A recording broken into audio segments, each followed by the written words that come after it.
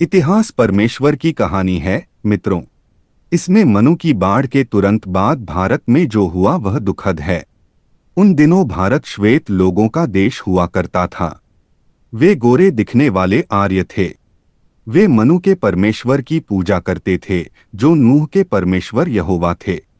वे उन्हें नारायण कहते थे, जिसका अर्थ है सृष्टि के जल पर विश्राम करने वाला, और यहोवा ही वह नारायण थे। और उनका विष्णु से कोई लेना देना नहीं है, क्योंकि यहाँ हम उस समय की बात कर रहे हैं जो विष्णु से पहले का है। उस समय अफ्रीका कुश की भूमि हुआ करती थी और भारतीय इसे कुशवद्वीप कहते थे।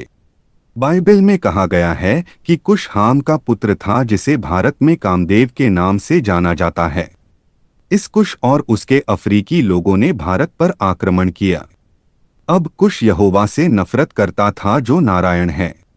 हम वास्तव में कुश को दोष नहीं दे सकते, क्योंकि यह कुश का पिता हाम था जो कामदेव था, जिसने अपने पिता नूह और उसके भगवान यहोवा को अस्वीकार कर दिया था। इसे बाइबल में पढ़ा जा सकता है। कुशियों ने भारत में यहोवा की पूजा को खत्म कर दिया और अपनी पूजा पद्धति शुरू की, जिसमें लोग अपने राजाओं को भगवान के रूप में पूजते थे।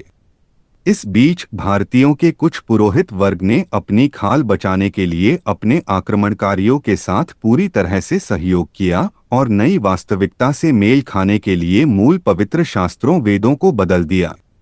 उन्होंने कुछ मूल पात्रों को हटा दिया और इंद्र जैसे अपने शासकों को वैदिक देवताओं के रूप में शामिल कर दिया। उन्होंने नूह को एक अपरिपक्व अभिमानी व्यक्ति के रूप में भी चित्रित किया। फिर कुश के आदमियों में विश्वामित्र नाम का एक जादूगर था, और भारत में यहोवा परमेश्वर का एक शक्तिशाली नबी भी था जिसका नाम वशिष्ठ था।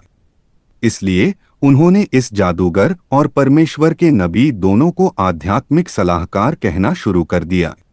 इस प्रकार जादूटोना करने वाले व्यक्ति और परमेश्वर की आत्मा से भरे हुए परमेश्वर के नबी को समान बना दिया।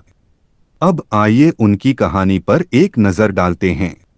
बहुत समय पहले त्रिशंकु नाम का एक राजा था।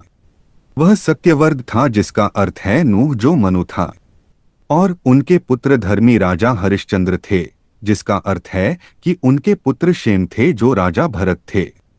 अब उन्होंने एक कहानी गढ़ी कि त्रिशंकु यानी नूह बहुत घमंडी थे। वे अपने भौतिक शरीर में स्वर्ग जाना चाहते थे।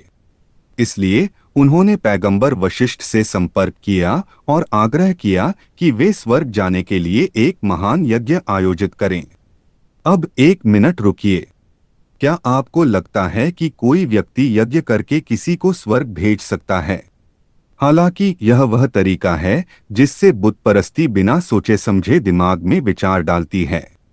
एक और सुझाव यह है कि जंगल में बैठकर ध्यान करने से किसी को आध्यात्मिक शक्ति मिलती है। फिर जैसे हम गिफ्ट कार्ड का इस्तेमाल करते हैं, उस शक्ति को किसी दुष्ट दानव को मारने के लिए खर्च करते हैं, फिर से बैठते हैं और ध्यान करते हैं।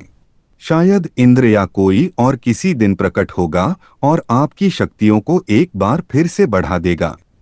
अगर यह सब सच है तो आजकल ऐसी चीजें क्यों नहीं होती हैं?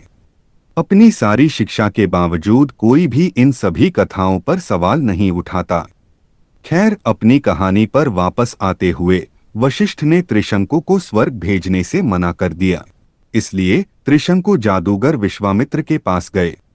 विश्वामित्र इतने महान थे कि उन्होंने सहमति जताई और यज्ञ करके त्रिशंकु को उनके नश्वर शरीर में स्वर्ग भेज दिया। स्वर्ग में इंद्र थे। उन्हें बाइबल में मिस्रीम कहा जाता है। वह हाम अर्थात कामदेव के अंतिम पुत्र थे। उनका जन्म हाम द्वारा उनकी सौतेली बहन रिया से विवाह करने से हुआ था, जिसे भारत में रति देवी के नाम से जाना जाता है। वे ग्रीक पौराणिक कथाओं के ज़्यूस भी हैं। उन्होंने त्रिशंकु यानी नूह को स्वर्ग में प्रवेश करने से रोक दिया। इसलिए विश्वामित्र ने त्रिशंकु के लिए एक विशेष स्वर्ग बनाया और उन्हें वहां रखा। लेकिन एकमात्र गड़बड़ी यह है कि त्रिशंकु हमेशा के लिए अंतरिक्ष में उल्टे लटके रहेंगे और अभी भी लटके हुए हैं। वे सच्चाई को कैसे छिपाते हैं? उन्होंने यह सब अपने मनु यानी नूह के साथ किया, जो कि सबसे धर्मी राजा और भारत के संस्थापक हरिश्चंद्र के पिता भी थे।